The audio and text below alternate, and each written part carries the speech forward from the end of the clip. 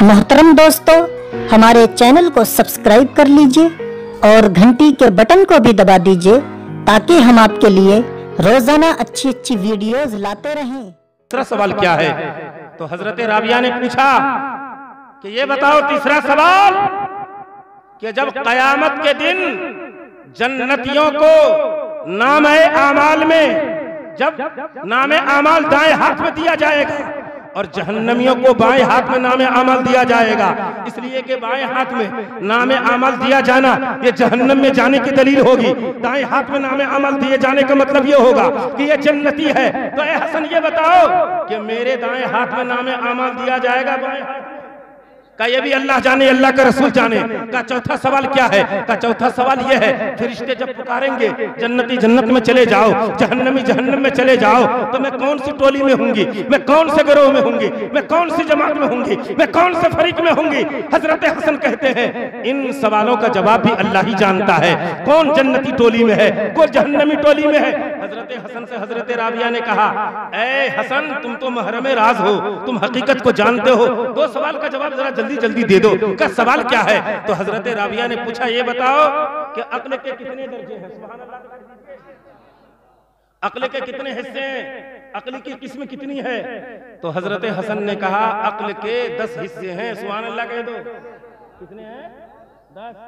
9 अक्ल के हिस्से मर्दों को अल्लाह ने दिए हैं और 1 अक्ल का हिस्सा औरत को दिया गया है। का शहवत के कितने हिस्से हैं? तो उन्होंने जवाब दिया कि शहवत की भी 10 हिस्से हैं, 9 हिस्से औरत को, 1 हिस्सा मर्द को। हजरत हसन बसरी से राबिया बिसरिया ने कहा था मैं शहवत के 9 हिस्सों को लेकर, अक्ल के 1 दर्जे को लेकर अपने नफ्स पे कंट्रोल कर रही हूँ, नफ्स अम्मारा को कुचल देती हूँ, अल्लाह की इबादत कर रही हूँ, रियाजत कर रही हूँ। तुम कैसे मर्द हो कि अक्ल के 9 हिस्से लेकर और शहवत के 1 हिस्से लेकर शादी के बारे में पूछ रहे हो? अरे जिसके अंदर इतनी सारी फिक्रें हो, इतने तफक्कुरात हो, इतने तखय्युलात हो, इतने इज्तिहामे कसीर हो, इतनी सोच हो, भला वो शादी के बारे में कैसे सोच सकता है? रिवायत बताती है हसन बसरी और उनके साथी रोने लगे और सबके सब वहां से बेसवाल के जवाब दिए हुए तशरीफ ले आए। पता चला कि अल्लाह तबारक व तआला जब चाहता है तो किसी औरत के जुमले से आदमी की जिंदगी में इनकलाब पैदा कर देता है। दुनिया में बहुत सारे लोग हैं, कुछ लोग वो हैं जो दुनिया में जिंदगी गुजारने के लिए आते हैं, कुछ लोग वो होते हैं जो दुनिया में जिंदगी गुजारने के लिए आते हैं, जो दुनिया में जिंदगी गुजारने के लिए आते हैं। वो उतबा होता है, वो शैबा होता है, वो फिरौन होता है, वो कारून होता है, वो हमान होता है, वो नमरूद होता है, अबू जहल होता है, उतबा शैबा होता है, यजीद पलीद होता है, कुफार मक्का होते हैं। और जो रसूलुल्लाह के गद्दार हैं 24 नंबर है, 24 है, नजदी है, वहाबी है, सुलह कुल्ली है और फलाही है और इस्लाम के खिलाफ जो बकवास करने वाले हैं, जाकिर नाइक हो, ताहिरुल कादरी हो, वो जहन्नमी है। लेकिन आला हज़रत ने फरमाया हमसे तुमसे और जन्नत से क्या मतलब, वहां भी दूर हो, तुमसे और जन्नत से क्या मतलब, वहां भी दूर हो। अरे हम रसूलुल्लाह के जन्नत रसूल। दरूद पाक पढ़िए अल्लाहुम्मा सल्ली अला सय्यिदिना नबिय्यिना व अला आलि सय्यिदिना मौलाना मुहम्मद मुबारक वसल्लम सल्लु अलैहि सलातु व सलाम अलैका या रसूलल्लाह। हजरात, हमने अल्लामा जलालुद्दीन सूती रहमतुल्लाह तआला अलैहि की किताब शरह सुदूर में पढ़ा कि हजरत हम्माद मक्की एक मर्तबा मक्का के कब्रिस्तान में तशरीफ ले गए। फरमाते हैं खरजतु इला मकाबिर मक्का फरकतु फिल मकाबिर, मैं कब्रिस्तान गया, मक्का के कब्रिस्तान में मैं सो गया। तो सोने के दरमियान में मैं क्या देखता हूँ कि कब्र से सारे मुर्दे निकल के बाहर खड़े हो गए हैं, कफन में मलबूस हैं। ख्वाब ही के अंदर हजरत हम्माद मक्की पूछते हैं या अहलल कुबूर अकामतल क़ियामत, ए कब्रिस्तान के मुर्दे क्या कयामत कायम हो गई है? तुम लोग कब्रों से निकलकर बाहर क्यों खड़े हो? जवाब आया ला कामतल क़ियामा, अभी कयामत कायम नहीं हुई है। हजरत हम्माद मक्की पूछते हैं तुम लोग क्यों कब्र से बाहर निकल के खड़े हो गए? तो उन कब्रिस्तान के मुर्दों में एक मुर्दा जवाब देता है कि कयामत तो कायम नहीं हुई है, वलाकिन मिन इख्वानिना फक़रा कुल हुवल्लाहु सलास मर्रातिन। अल्लाह के पैगंबर सल्लल्लाहु अलैहि वसल्लम के गुलाम हजरत हम्माद मक्की फरमाते हैं कि कब्रिस्तान के मुर्दों में से मुर्दे ने जवाब दिया, ऐ सवाल करने वाले साइल, अभी कयामत तो कायम नहीं हुई है, फिर क्यों खड़े हो गए? तो जवाब आया एक मुसलमान भाई का इस कब्रिस्तान से गुजर हुआ था, और उस गुजरने वाले ने पूरा कुरान तो ना पढ़ा, सूरह यासीन शरीफ तो ना पढ़ी, आयतुल कुर्सी तो ना पढ़ी, बल्कि वक्त की किल्लत की बुनियाद पर उन्होंने 3 मरतबा कुल हु अल्लाह शरीफ पढ़ने के बाद पूरे कब्रिस्तान के मुर्दे के नाम से इसाले सवाब कर दिया। क्या कर दिया? शरीफ पढ़ा, इसाले सवाब कर दिया। हजरत हम्माद मक्की फरमाते हैं उस कब्रिस्तान के मुर्दे ने कहा था 1 साल पहले एक मुसलमान भाई का कब्रिस्तान से गुजर हुआ था, 3 मरतबा कुल हु अल्लाह शरीफ पढ़ने के बाद पूरे कब्रिस्तान के मुर्दे के नाम से इसाले सवाब किया था। अल्लाह की रहमत इस कदर हुई, अल्लाह की तरफ से बरकत इस कदर हुई, रसूल का सदका इस तरह से हुआ कि हम लोग 3 मरतबा कुल हु अल्लाह शरीफ के सवाब को 1 साल से बांट रहे हैं, लेकिन सवाब में कोई कमी वाक़ई नहीं हुई। अबे सुन्नी मुसलमानों, हम वहाबी थोड़े हैं। ये मरदूद कहता है मर गया मरदूद फातिहा न दुरूद, ये इनके यहाँ मरने का है। हम तो वो है कि हमारा कुरान जिंदा है, हमारा नबी जिंदा है, सिद्दीक़ अकबर जिंदा है, फारूक आज़म जिंदा है, उस्मान गनी जिंदा है, अली जिंदा है, हसनैन जिंदा है, शहीद आज़म जिंदा है। हर सुन्नी मुसलमान अपने कब्र में जिंदा है। तो जिंदा है वल्लाह, तो जिंदा है वल्लाह। मेरी चश्मे आलम से छुप जाने वाले करें 1 साल से सवाब बांट रहे हैं, लेकिन सवाब में कोई कमी वाक़ई नहीं हुई है। ए सुन्नी मुसलमानों, जब पूरा कुरान पढ़ा जाए और तीजे में 1.25 लाख मरतबा कलमा तैयबा पढ़ा जाए और मरने के वाले के नाम से जब इसाले सवाब किया जाए, तो क्या उस सुन्नी मुसलमान की रसूल के सदके में मग़फ़िरत न होगी?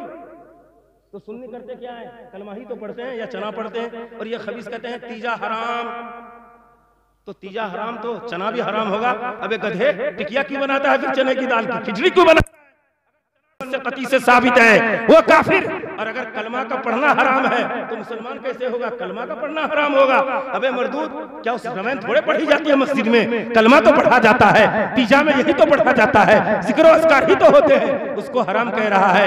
अक्ल के ठिकाने ले ले, आला हजरत के दर पे चला जा, सिद्क दिल से तौबा कर ले, अली का दामन पकड़ ले, सिद्क दिल से तौबा कर लेगा, सुन्नी मुसलमानों में दाखिल हो जाएगा।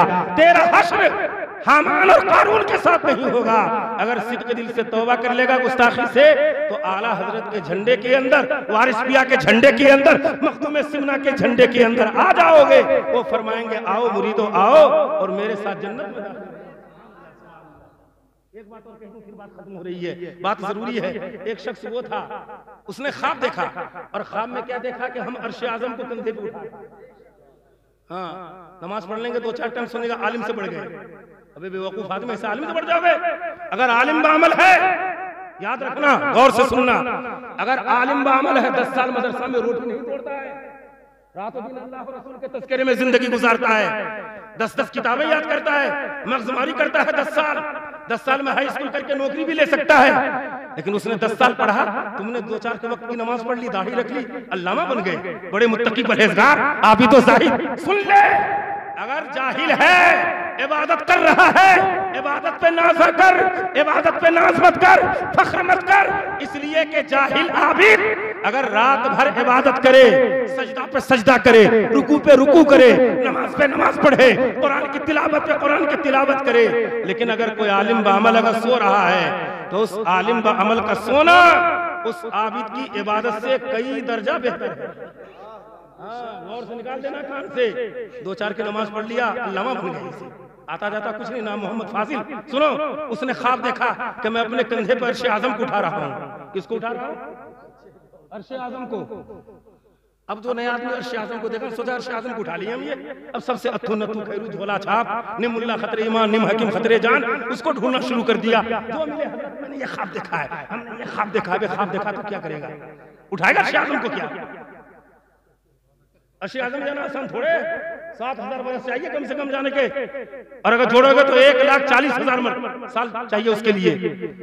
तो किसी ने कहा कि अबे बेवकूफ आदमी, ख्वाब की ताबीर को थोड़े बताएगा, तू न तू खैरू, जहां पाता मुल्ला जी से पूछता है अर्श आजम को उठा रहे, ऐसा अर्श आजम मिल लिया। अगर तुझे ख्वाब की ताबीर पूछनी है तो बगदाद जा, जरा पैर में परेशानी तो उठा, सऊबत तो उठा, मशक्कत परेशानी तो उठा ले। कहा कहां का ख्वाब की ताबीर अगर पूछनी है तो हजरत जुनैद बगदादी के बारगाह में चला। कहाँ चले जाओ जुनैद बगदादी के बारगाह में। अब ये शख्स पहुंचा, ख्वाब की ताबीर के लिए तो बेकरार था ही, परेशान था। अल्लाह उस समय जब पहुंचा तो देखता क्या है कि आगे ताबूत के ऊपर जनाजा जा रहा है और पीछे उनके उस्साक की जम्मे गफीर इज़्दिहाम में कसी।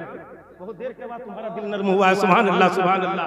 अर्श आज़म उठ रहा है तो होगा क्या। अल्लाह उस समय पूछा कौन है, कहा ये एक अल्लाह के वली जुनैद बगदादी का जनाजा जा रहा है। कहा यार जिससे हम पूछने के ख्वाब की ताबीर आए थे उन्हीं का इंतकाल हो गया। ख्वाब की ताबीर बताएगा कौन, कोई मुफ्ती आजम मुरादाबाद हो, मुफ्ती आजम संभल हो तो बता भी दे। अब उन्हीं का इंतकाल हो गया। रोने लगा, सर को पीटने लगा। कुछ देर के बाद उसने अपने दिल में तसल्ली दी और कहा बेवकूफ चल इंतकाल तो हो गया, सवाल का जवाब तो नहीं मिलेगा, लेकिन एक बड़े वली की नमाज जनाजा पढ़ने में क्या पता तेरी मग़फ़िरत हो जाए। जनाजा को कंधा देना नसीब हो रहा है। बड़े बड़े लोग तो अपने घरों में रह जाते हैं, लेकिन किसी वली की नमाज जनाजा में शरीक होना, हो सकता है कि अल्लाह उनके सदक़े में तुम्हारी मग़फ़िरत फरमा दी। उसको कंधा लगाने का मौका मिल गया।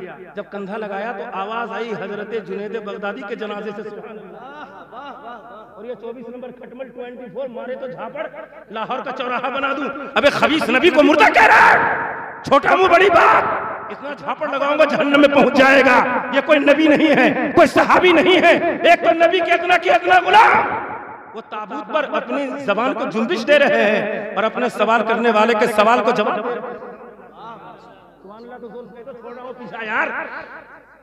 कहा क्या, कहा तेरे दिल में ये बात आई थी, तुमने ख्वाब देखा था कि मैं अर्श आज़म को कंधे पे उठा रहा हूं। कहा का बेवकूफ, कितना बड़ा बेवकूफ है। अबे कोई परेशानी की बात थोड़े है। जो मोमिन कामिल होता है, नबी का आशिक होता है, रसूल का वफादार गुलाम होता है, कुरान की तिलावत करता है, अल्लाह के पैगंबर फरमाते हैं क़ल्बुल मुमिन अर्शुल्लाह, मोमिन का जो दिल होता है वो अर्श इलाही हुआ करता है। तेरे ख्वाब की ताबीर यही है, वो अर्श आज़म को नहीं उठा रहा है।